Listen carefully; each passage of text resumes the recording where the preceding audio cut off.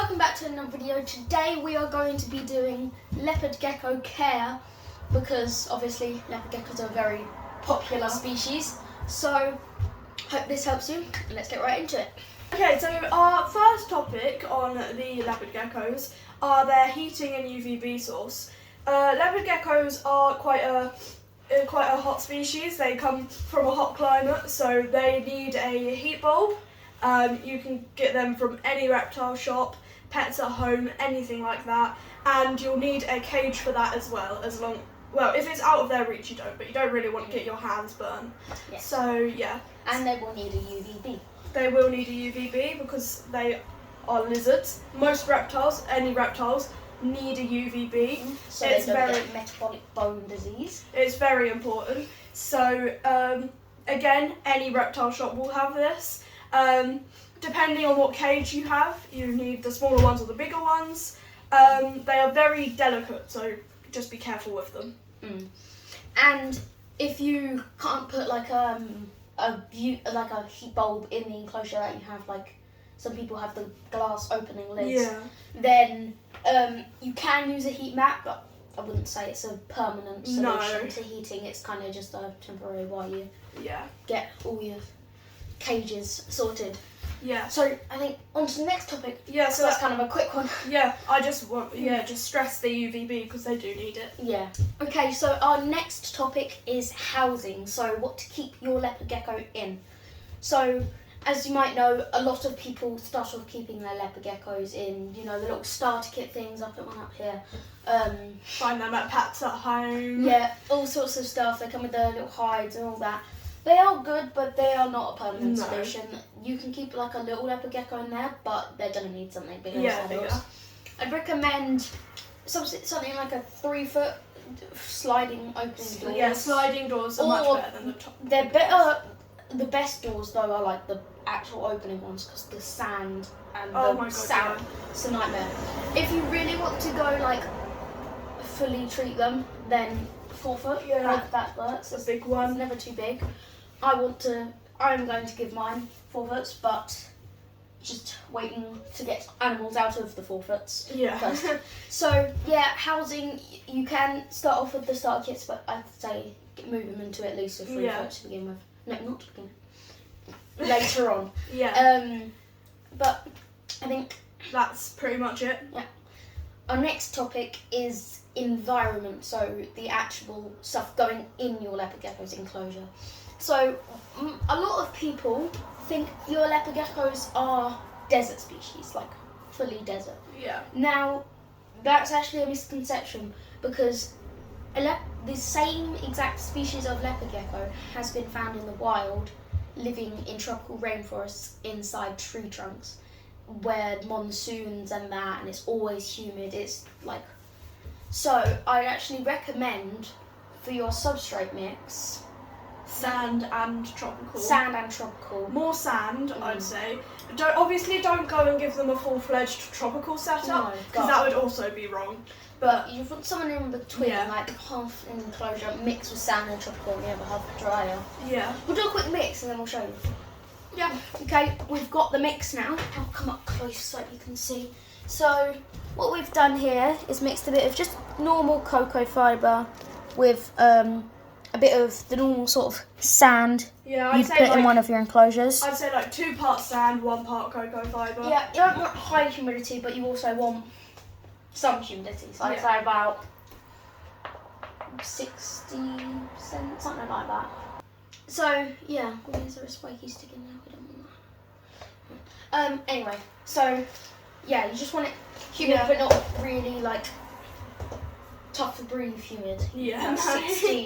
60, 56 sort of zone. So so for the actual setup bit of it. Yeah. So now we know what to use for our substrate. I'd say, but a decent, quite thick layer. 4 inches or something of substrate because they do like to dig around in sand. Yeah. They are burrowing species actually. So I'd recommend making sure your mix holds together. Yeah. And so you want to put like a good 4 inches of that substrate on there or in there. Then They're lots of terrestrial. hinds. Yeah. The terrestrial, Lots of hinds. they will climb if you give them the opportunity. But Yeah. the most important thing is, I'd say, one moss hide with fresh Sphagnum humid moss. sphagnum moss, so your leopard gecko can shed properly. Yeah. And then also hide right under the heat bulb. Yeah. So and a hot cave. A hot cave. And I would also recommend that hot cave to have, like, hold on, I'll pull out the cave. This is Gary's hot cave. So it's a cave, perfect, but the top they can sit on them and bask on it. So they can bask for UVB, heat, whatever they need. And it's also like a slaty kind of material, so it will absorb the heat and hold it. You can even just make your own hideout slate. Yeah. Or just gotta watch that it doesn't get too hot. Yeah. Because if it starts burning them, that's bad. Yeah. Right. Put this back. That's another thing. Temp guns are really useful with more hot species, or any species really, to check that your hotspots aren't too hot and to check that it's not too cold in there too. One of these things, so you can put Celsius, Fahrenheit, and it's kind of just like a laser pointed thing. Yeah. And then it tells you the temperature of where you pointed the laser. So these are very important. They're also very useful. Yeah. So then you can tell if it's warm enough in the general area, not just the hot cave as well. So that is most of that, I reckon. And then you also you need your plants. The plants. You can have real plants, but I'd say leave them in like the pot and then just put sand over it so it looks the same, or your mix. Like, I mean, you could probably grow a plant in that mix, but just like a cactus or whatever. So if you go to reptile specialty stores, I wouldn't say what's it called? Pets at Home would have them, but there is some reptile specialty stores like the Reptile Heart Chop Shop. They sell like arid plants for your reptile cages that are safe. Any tropical pets shops near you will have something. Yeah, so just like a cactus, but not like a spiky one. You've got to make sure that your plants are safe for reptiles too. Mm-hmm. So don't just go taking plants out of the garden. It could seriously damage your animal. Yeah, especially if they try to eat it. Yeah. But it's not really a leopard gecko problem. So, that's about it. I would recommend adding some climbing because mine like to climb. But it's not like the most essential thing, but it's good. And if you do add climbing, don't make it really high because if they fall, they can hurt themselves, obviously. And don't forget the humidity. This mix is like the key to keeping them how they actually. Humidity is really important. It's a hardy species, so people don't actually realise they're doing anything wrong. So then they just keep keeping them on desert. Yeah, and they're always advertised in in shops to be just completely fine on desert species, like really hot, no humidity. Also, don't keep them on those reptile carpet things. No. They gain bacteria like crazy, and you have to wash them like every day. And even if you're doing that, you won't get all of it out. No. It's kind of like the key to murdering Keep them on substrate, and when you notice that substrate's getting dirty, change it out. Give it a good change. They do usually pick a corner, one specific corner to poo in, or just an area, which is quite good about them. Like so you actually know. But also make sure you're doing poo. Make sure you're doing poo picking every day, not just once a week, just so none of that nasty bacteria grows in your animal's tank. And I think that's about it. That's it.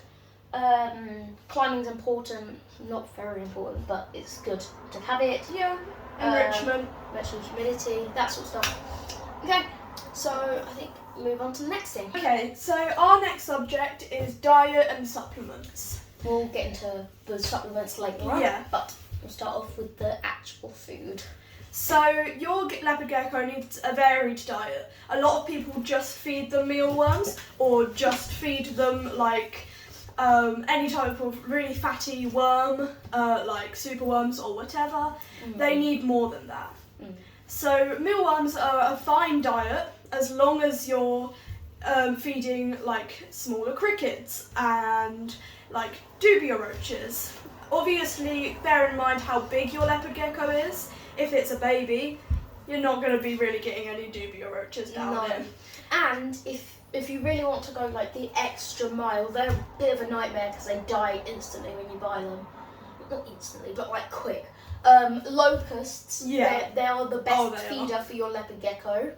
They have really low amount of fat and unhealthy stuff and high nutrients. Yeah. They're pretty much the best feeder. Yeah, they are a brilliant feeder, and I would recommend them as like main source in your diet. Like, but they are the worst feeder from a keeper's perspective. Yeah, because they do die rather quickly. And they're kind of gross. Yeah. Like big legs and stuff. But again, bearing in mind how big your leopard gecko is, if you're feeding it a locust like that big and it's tiny, that's not going to go very well. Most shops have multiple sizes. Even Pets at Home sells locusts, which is good. Yeah. But, so get your leopard gecko if it's a baby, some smaller things, and if it's larger, just like the normal sized ones. I'll see if I've got any. Yeah. So that's all of the bugs basically. It's really important to just do multiple different types of bugs and to maintain those bugs well as well. So if you're leaving them in like a pot, which you can keep them in the pots that they come in the stores, but if you're leaving them in a pot with no food and no water, they're going to die pretty quickly, and when you feed them to your animal, they're not going to have the best nutrients, so they're not going to be particularly healthy for your animal. So just make sure with your feeder bugs you're feeding them fresh veg just every 2 or 3 days and taking out the old stuff and putting in new. It's pretty simple. It's just all the best for your animal, really. Gilby's just bringing over some feeder bugs now to show you. We've also got supplements. Oh yeah. I'll talk about supplements after the feeder bugs. Right. Okay, so let me bring the mealworms up first. These are mealworms. Those are quite small ones. Yeah, they are. I think they're the miniature ones, aren't they? Yeah. They are, as you can see, just little worms, and they're quite. They're quite good because there's quite a lot in a pot, and you can feed them quite a lot of them, really. Yeah. I'll show you the next one. So the next feeder, you can get them in different sizes. These are just really small ones. So these are dubia cockroaches. They are. Oh, it's not focusing. These are a dubia roach. So they are cockroaches, unfortunately, but they are a really good source of food for your leopard gecko. I'd say they could be a staple diet for them if they don't like mealworms, because mealworms, honestly, they're not the most nutritious thing. No. They're just the easiest thing to feed. They're very fatty as well. I recommend just having a separate dish of mealworms constantly. Yeah. But I'd say your main food would be other stuff. So yeah, that's a dubia roach. They're pretty easy because if your leopard gecko likes to see it move, because they will only eat stuff that's moving, they won't eat dead stuff. Put them on their little backs and they'll just wiggle their little legs and they won't be able to move. Okay, so these last ones are incredibly fatty. Yeah, they're like a Mars bar. Yeah. So this is a treat for your leopard gecko and should only be fed to the larger leopard geckos. If you don't want to get sprayed. Yeah, yeah. So these are Mario worms. They are like super sized mealworms. They're but massive. They are extremely fatty. They're like a Mars bar and a slice of cake together in fattiness. So they're a good treat, but they're also very fatty. But obviously do not feed a lot of them, and do not feed them to the younger ones because they are quite big. The good thing about them though, they don't die for ages. Yeah, I know. That pot is like a month old. Yeah. So those are your main feeder bugs. Obviously we've talked about locusts and crickets. I'll just put a picture here. Crickets. I don't have any crickets right now or locusts, and that is proving that they die quick. Yeah. Right. So supplements. There are. We'll start with the calcium. Yeah. There is the main supplement for any lizard, really, which is calcium. It's really important. You should be putting calcium on every single meal. And not just calcium, but you see, this is a mix of supplements. So that's multiple things. But you can get these. This is by Exoterra. It's just It's just a pot of pure calcium, these ones. Yeah. But look, it's just like the white powder. It is. I think it is bones because it's calcium. Where's Yeah. you gonna get it from? So But, but this has multiple different functions. This one has loads of different vitamins, so highly recommend it. But yeah, if you are The Arcadia one's really good actually. yeah. And it's quite a big packet. Yeah. But it's very expensive, like £6.99. If you are keeping lizards, you should have a pot of calcium somewhere. It's really important for their bones as well as the UVB, and they won't get it in bugs. Yeah, so this is also helping prevent metabolic bone disease because Yeah. they need calcium. But you might just be thinking, oh, well, I don't need a UVB if I just give it loads of calcium. UVB still need a UVB. is very important. I think if you want to get rid of one, don't, but if you had to, it would be the calcium because the UVB does the best most, job. yeah. But do not skip this out. This is very important for your leopard geckos. Yeah. And you probably won't be watching this if you're breeding them. But if you want to get into breeding leopard geckos at any point, or just your leopard gecko's malnourished or anything like that, this is bee pollen. You can buy it in little packets. It is meant for reptiles, but it's a good boost for them. Yeah. It helps them, like, I breed my cave geckos. Whenever eggs get laid, put that on them, on their food. That helps, get them more nutrients. And we'll quickly show you how to dip them in calcium. Oh yeah. It's very simple. It's really simple. It's literally just swirl the bug in calcium, make sure it's covered well, and then feed it to your animal.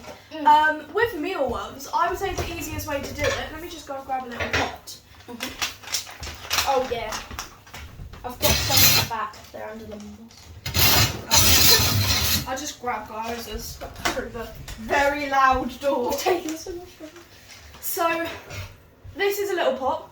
It's just You can use one of these empty tubs. Yes. They're quite useful actually when you've got all the feeders dead. so any little pot that you have in your house. Put calcium in. Yeah, a couple Worms. of mealworms. Shake. It up and leave it in there, and they will eat them. I'd say with the other feeders like the cockroaches, if you can see it, crickets, that sort of stuff. Get your supplement, tweezers, by the way, best way to grab a cockroach on the butt, But and you kind of just shove it in the calcium, and then it's kind of turns white because of the calcium, and that's ready to feed. And then you can just give it to your blue tongue skink. That's totally a leopard gecko for the purpose of this video. And she doesn't want it. fussy. You're so fussy. Come on. She only likes it when she only likes food. You put it down and then she. Come on, come out. I'm not stopping until you eat it. So, if you didn't know, this is a leopard gecko. No, this is a blue tongue skink. We're just trying to get her to eat the dubia roach that we've Don't prepared. want to waste it. Come on. She seems to be being It's fussy. that back trick. Yep. Huffy. She's not happy. She's like, excuse me. She's like, excuse me, I ate yesterday. I'm not getting fat. Anyway, Moving on. so technically, yeah, you just get it out, feed it to your animal. Pretty simple. It is really simple. I do usually end up making a bit of a mess with the calcium, but that's fine. Just that or blow it away. So yeah, our main point of that is calcium is really important for your leopard gecko. So don't skip that step in hand. Yeah. In And the handling. bee pollen also helps if your gecko needs a boost of boost. nutrients. Yeah. But I would recommend if you're putting it on your feeders, put both on because calcium is really important. Some people just put like a separate pot just with calcium in the enclosures. It works for some people. I did start off doing that, but you can still do it. But I just put dust in my feeders. It's not that different. Right. So the next thing is handling. As you can see, we've got my two gorgeous little leopard geckos. You might notice the size is a very big difference. So this is Goyosa, also known as Gary, because I got her thinking she was a boy, and then only just recently, like this year, figured out she's a girl. So I kind of gave her a second name. And then this is Bruce. He's a very big leopard gecko. He is massive. Only for the reason that he's a super giant leopard gecko, which is a genetic. It's very starfish at the moment. Yeah, it's a genetic. What's it called? What's the word? A genetic thing. Genetic thing. that makes him much larger than most other leopard geckos, and also males are larger. So yeah. So yeah, these guys. I'm gonna switch and I'll show Bruce. A good trick for telling if your leopard gecko is fat. This is handling, mate, not fat leopard gecko. I know, but it's a good tip. Oh, I'm sorry. Are you grumpy? This fatness is actually because of Mario worms, which is a good tip. So you can. Oh, it's really hard to see. Fuzzy. Right. So their armpit. I'll just explain it. So under their front legs, their armpits, they will have like little bulges, like a dip. But if they're fat, there'll be bulges there. These guys both have bulges because they got a bit addicted to Mario worms. She's really not in a good mood. So they're both on diets. Yep. One big feeder a meal, and that's it, isn't it? Yes. Oh, she's so cute. So, yeah. So handling. It's quite simple. So when I got her first, she was very quick. Had to work for a good 5 months or something like that to get her chill. But it's important. So I'd recommend start off, if you can see the table, putting your hand in the enclosure and letting them interact with you. And eventually you might be able to touch them, stroke them, and then you might get them to crawl on your hand. He's not going to do it, so I just put him on. And then I wouldn't take your hand out, I'd just leave it there. And then the next time that happens, lift it up. And then the next time that happens, just do the same thing. Yeah. And then gradually you'll get there. And the best way to handle them when you've got them to a handling point is flat hand, just let them crawl, or there's a trick support called them. treadmilling. So they run over your hand, you put them next to your hand. And it's kind of just this motion. As long as you're supporting them and they are not going to fall and it's safe. Can be quicker than others, for example. Huh. But yeah, also a very important thing to consider is they can drop their tails. They will grow back. It won't be the same. It will be very noticeable. It will grow back smooth instead of bumpy. And the way they drop it is when you get one, you'll notice that there's bumps or lines or ridges or whatever on their tail. They can drop their tail from any one of those, and they could drop the tip off, the whole thing off, whatever. So it's for the purposes in the wild. If a predator grabbed their tail, they could drop it from any point. So if their predator just got the tip, they'd probably just drop the tip. But if they got the whole thing, they could drop the whole thing. And then it wiggles around for a bit afterwards. It's a bit weird. And then the predator gets a meal and the leopard gecko gets away. And a lot of lizards and geckos do that, but some don't regrow. But luckily these guys do. Yeah, so just bear it in mind when you're handling them. Try not to mess with their tail too much. Just make sure that they're safe and they're comfortable, and there shouldn't be any issues with it. What you can do, which I do, is it's quite helpful, is you can just start just slowly stroking or touching their tail a bit, and that should desensitize them so they're a little bit more chill around their tail area, so there's less chance of them dropping it. Yeah. Excuse me. I don't want you falling off here. Thank you. And another thing to consider is these guys are crepuscular. That means they come out in dawn and dusk. So if you're going to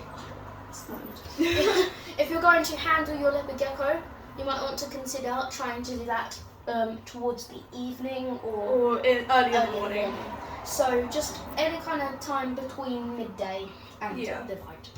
So yeah, it's pretty simple handling them. They can be quick. If they bite you, it's not the end of the world. The worst I've seen is they get a little bit of the skin out. This one's bitten me.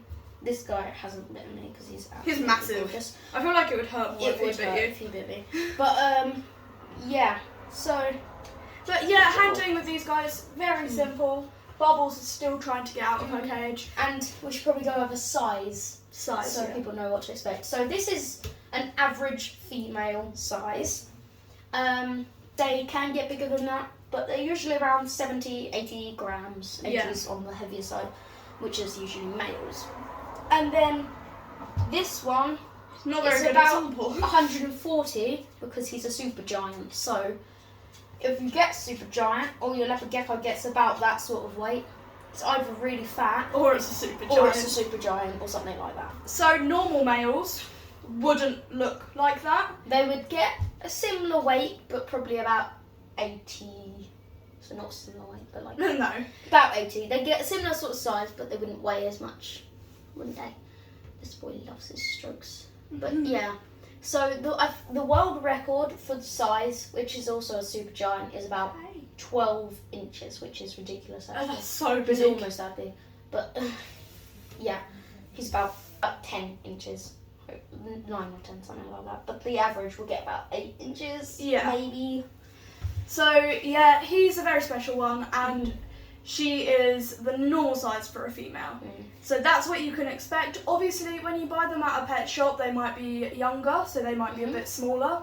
Yeah. They And will grow though. just make sure that when you get them from a pet shop, you do full health checks. Oh yeah. You either take them to the vets if you don't know how to do a health check yourself, and you get them sexed, because funnily enough, the dude at the shop that gave Gilbert this told him it was a male, flipped him over, and it's not. Yeah, and like made her so grumpy that she bit him. Yep. But they don't have very big teeth, but No. he told me that they have no teeth. Wow.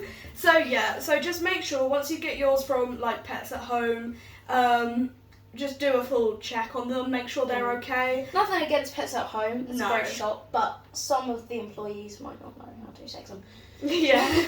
But yeah, I would recommend getting your animals from actual reptile shops. It may be a bit more expensive, but They know the value. yeah. So, if you want to do your own health check, we'll show you a brief health check. I wouldn't do a full one if you're not that experienced. No, if you're not experienced, don't try and health check your animal. Yeah, I'm not going to try and restrain him because it's not necessary. No. But, oh my god, he's getting pissed.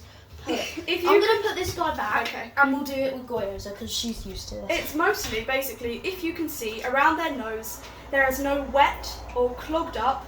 You can't hear and their mouth, yeah. You can't hear them wheezing or like coughing. Their ears are clean. Their cloaca is clean, and their Cloaca is vent, which means butt. Yeah. So, yeah, and you might want to check if they're fat. And Yep. if they have a dropped tail, it won't be bumpy, it will be smooth. Yeah. And up only from the point that they dropped it at. Make sure you're checking their eyes as well, so they've got no stuck shed on their eyes and their ears. And generally just making sure if they're discoloured in any way or if they're missing any toes, And make that sure you're just they're- getting them checked. And make sure they're always alert. Yeah. So like, this one's chill, but if I like move my hand, she might like notice it. Yeah, and if they're dopey and not moving very much, you would just get them look at checked. Yeah. Yeah. Yeah, obviously they won't be this chill to begin with. No. But it's pretty simple. I'm gonna pop her off. Yeah. So overall, sort of stuff like that. If you don't notice anything like little mites on them, that could be snake mites. They can be on lizards, but it's not that common. But yeah, so that's kind of the basic health check. If you want a full-on one, then you can go take them to the vets. But I wouldn't expect it to look delicate in the way they do it. They probably restrain them, look all over. But it's not harming them in any way, as long as they know what they're doing. It's just checking them properly. So yeah, that's kind of the same sort of thing. If they get mites or something, you can buy tourist mites, which eat the type of mites that they would probably get, snake mites. But if you're keeping their enclosure clean and you're changing their substrate and you're picking their poo, it's unlikely they're going to get mites. If they came with mites, then I'd probably just wash their enclosure with some very strong mites. I have some in the cupboard. It's very strong, but it works. But yeah, that is generally how you care for a leopard gecko. I mean, it's not as simple as people say it is, as people advertise it is. So once you get your leopard gecko, make sure you're doing more research and just always trying to improve it for them. Even the scientists that know everything about them are always learning stuff. Right, here's the mite spray. So it's called Mite Gone spray. It's from clover leaf. So yeah, that's like the best one you could get. But I'd say if you spray this, you want to wash the whole enclosure Yeah. down with wet hot water. And you don't want your animal anywhere near it. Yeah, I mean, I sprayed this so I thought this was to just go in the enclosure with the animal at this, when I first got this. Sprayed it in with my beautiful little royal python, and he's got white scales, and he had red patches because it was so strong. So yeah, you should really be careful on that way. Yeah. I probably should have read it. It's not got, it says ready to use spray, so Yeah. I thought that's what it meant. But yeah, so just remember to be careful. I'd do that with any sort of light spray, even if it says you can just go straight in the enclosure, just to be safe. And So obviously, if you have a bioactive, you might want to make sure it's very clean. Oh, yeah. So you don't kill your little clean-up crew. Yeah. But we'll probably do a video on bioactives for them another time. in the future. But so that's it. That's kind of it. So the main points of that is make sure you've got UVB. It's the most important. Calcium, Calcium and supplements like Take that. your time with handling. Yeah. And watch the tail. So those are the main important things. Also, And keeping it clean. Yes, and don't keep it in the starter kit for its whole life. Yeah. Give it moss, keep it humidish. Remember, this mix. We can do a video on how to set up a proper leopard gecko enclosure in the future when we actually do that. So that is the basic care for a leopard gecko. If you guys want any more in-depth videos about it, I think this one was pretty in-depth. I mean, just comment down below whatever you want to see. If you want to see more leopard if you've geckos. got any questions, we'll be sure to answer them. But that's basically updated leopard gecko care to today's age. So, hope you enjoyed today's video. Thank you for watching. And we'll see you in the next one. Bye.